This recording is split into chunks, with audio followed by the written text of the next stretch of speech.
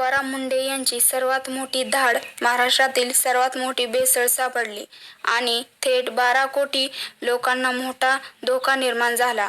3 वस्तू ज्या महाराष्ट्रातील प्रत्येक व्यक्ती पीत आहे किंवा खात आहे. या वस्तूंमध्ये अशी भयानक भेसळ सापडली आहे की ज्यामुळे आता सगळ्या लोकांचे आरोग्य आता धोक्यात आले आहे. तुकाराम मुंढे साहेबांनी अशी मोठी धाड टाकली ज्यामध्ये असे सत्य बाहेर आले जे गेल्या 50 वर्षांपासून अगदी चालाखीने लपवून ठेवले होते. महाराष्ट्रात अशा 2-3 वस्तू आहेत ज्या प्रत्येक घरात नियमितपणे वापरल्या जातात आणि या वस्तू काही भेसळ उघड झाली आहे. गेल्या अवघ्या काही दिवसात 200हून अधिक ठिकाणी धाड टाकून तब्बल 192 गुन्हेगारांना जेलमध्ये टाकले. सगळीकडे तुकाराम मुंढे यांच्या नावाचा डंका वाजत असताना काल त्यांच्या टीमवर हल्ला झाल्याचे समोर आले आहे. अनेकांनी तीव्र राग व्यक्त केला तर काहींनी मुंढे साहेबांच्या विरोधात शेतकरी रस्त्यात उभे राहिले होते. त्यांचा निर्णय चुकला की काय याची चर्चा बाजारात उभी झाली होती. पण तेवढ्यात मुंढे साहेबांनी असा मोठा पर्दाफाश केला, अशा 3 वस्तूंची नावे जाहीर केली की ती ऐकून अक्षरशः अख्ख्या महाराष्ट्राला 440 व्होल्टचा झटका बसला. जर या 3 वस्तू तुम्हीही पाहत असाल तर हा व्हिडिओ नक्की शेवटपर्यंत पहा. 50 वर्षातील सगळ्यात मोठी धाड, मुंढे साहेबांनी 3 अशा वस्तू शोधल्या की ज्यामध्ये 12 कोटी लोकांना धोका.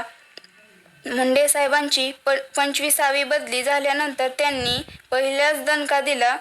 रामदेव बाबा यांच्या दिव्य फार्मसीला मुंबई, पुणे आणि नाशिकमध्ये 53 लाखाचा माल जप्त झाला. दृष्टी, आय ड्रॉप, मधुग्रेट सारखी औषधे जप्त करण्यात आली. लोकांना वाटलं त्यांची बदली लगेच होईल, पण ते तसं झालं नाही. मुंढे साहेबांच्या टेबलवरच्या अख्ख्या महाराष्ट्राचा नकाशा होता आणि त्यांच्या डोक्यात अत्यंत गुप्त प्लॅन होता. त्यांना आपल्या सर्वात विश्वासू लोकांची टीम तयार केली होती. अनेक मोठ्या कंपन्यांवर छापे टाकल्यानंतर अचानक त्यांचे लक्ष रस्त्यावर हातगाडे लावून बसलेल्या आणि स्थानिक खाऊगल्ल्यांमध्ये व्यवसाय करणाऱ्या स्टॉल्सकडे वळली. लोकांना वाटले साहेब इथे का आले, पण खरा ड्रामा सुरू होणार होता. त्यांनी एका वडापावच्या स्टॉलवर अचानक धाड टाकली. आता तुम्ही म्हणाल 12 कोटी लोकांचा आणि वडापावचा काय संबंध? महाराष्ट्रात जवळपास 60 ते 70% लोक आवडीने वडापाव खातात. पण या वस्तूला रेफरन्स पकडून जेव्हा तपास सुरू झाला तेव्हा धक्कादायक गोष्ट समोर आली. प्रश्न उपस्थित झाला तो वडापाव तळण्यासाठी वापरण्यात जाणाऱ्या तेलाचा. तेच तेल वारंवार उकळून वापरून त्यात कर्करोगजन्य म्हणजेच केरोसिनेज जनक घटक तयार होते. खरा मुद्दा फक्त तेलाचा नव्हता. खरा मुद्दा तो त्या वडापावच्या खाली असणाऱ्या न्यूजपेपर म्हणजेच वर्तमानपत्राचा होता. ज्या न्यूजपेपरमध्ये आपल्याला वडापाव गुंडाळून देतात त्या वर्तमानपत्रावरील शाई उष्णतेमुळे वडापावला चिटकते. या शाईमध्ये बायफिनिल सारख्या घातक रसायनांचा वापर केलेला असतो जे पोटात जाऊन किडनी आणि लिव्हर पूर्णपणे निकामी करतात. 50 वर्षांपासून ही पद्धत रोज सुरू आहे. छोट्या स्टॉलवरून थेट मोठ्या पुरवठादारांची साखळी शोधून काढली. पण मुंढे साहेबांना या स्टॉलपाशी एक आणखी गोष्ट सापडली. ती तरुणांपासून ते लहान मुलांपर्यंत चवीने खातात. ही दुसरी गोष्ट कोणती ती जाणून घेण्यासाठी व्हिडिओ शेवटपर्यंत नक्की पहा.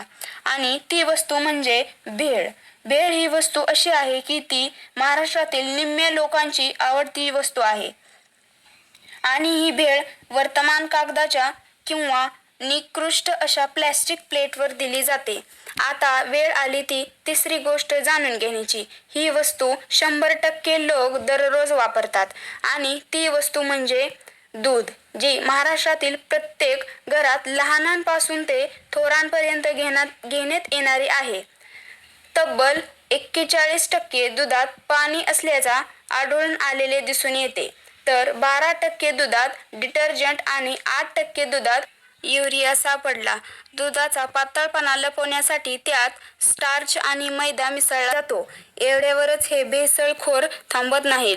डेअरीमध्ये दुधाचे प्रोटीन मोजण्यासाठी जे मशीन नायट्रोजनची पातळी तपासते, हा नायट्रोजन कृत्रिमरित्या वाढवण्यासाठी दुधात थेट युरिया खत मिसळलं जातो. त्यामुळे मशीनमध्ये हाय प्रोटीन दूध दिसते. फॅट कमी झाल्यामुळे दुधाची क्रीम कमी होते. ती वाढवण्यासाठी व पांढरशुभ्र फेस आणण्यासाठी कपडे धुण्याचा सोडा म्हणजेच डिटर्जंट किंवा शॅम्पू वापरला जातो. उन्हाळ्यात हे दूध खराब होऊ नये म्हणून त्यात सोडा, हायड्रोजन पेरॉक्साईड आणि फॉर्मेलिन सारखी विषारी रसायने वापरले जातात. याचाच पर्दाफाश केला आहे तुकाराम मुंढे यांनी. अशाच वेगवेगळ्या किंवा ताज्या बातम्या पाहण्यासाठी आमच्या MNN महाराष्ट्र न्यूज नेटवर्क चॅनेलला नक्की सबस्क्राईब करा.